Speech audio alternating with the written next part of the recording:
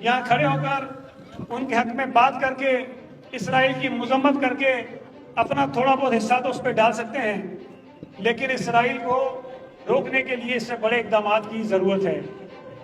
مسلم دنیا میں بڑے طاقتور ممالک ہیں، ان کے بیانات تو آتے ہیں، ان کی باتیں بھی ہم سنتے ہیں، لیکن میں یہ سمجھتا ہوں کہ جب امریکہ سے آپ کو کوئی امید اور توقع نہ رہے، جب یورپ کے بڑے بڑے ممالک سے آپ کو امید اور توقع نہ رہے، تو ضرورت اس بات کی ہے کہ مسلم ممالک بیٹھیں اور کوئی ایسا لائحہ بند طے کریں کہ اسرائیل کو سبق سکھانا ہے، اور اگر اسرائیل کے ساتھ کوئی دنیا کی بڑی طاقت کھڑی ہے تو اس کو بھی اسرائیل کی طرح ہی مسلمانوں کا دشمن سمجھا جانا چاہیے۔ جب تک کوئی اس قسم کا بھرپور اور اجتماعی فیصلہ نہیں ہوگا،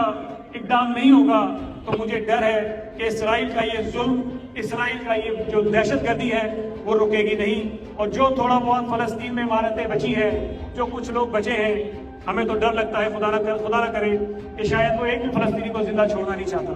یہ بہت خطرناک بات ہے، اور اسرائیل نے یہ لڑائی، یہ جنگ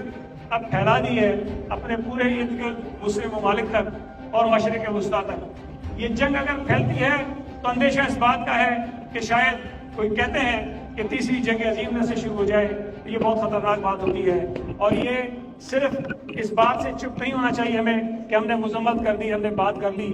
پاکستان کو مسلم طاقتوں کو اکٹھا کرنا چاہیے، پاکستان کو لیڈ لینی چاہیے، پاکستان کی لیڈرشپ کو لیڈ لینی چاہیے، اور اسرائیل اور اس کے حمایتی ممالک کے خلاف سارے مسلمان ملک اکٹھے ہوں اور مل کر جو ہے اسرائیل کے ظلم اور دہشت گردی کا مقابلہ کرنے میں فلسطینیوں کے ساتھ کھڑے ہوں، ورنہ یہ سلسلہ مجھے کہیں رکتا ہوا نظر نہیں آتا۔ بہت بہت شکریہ۔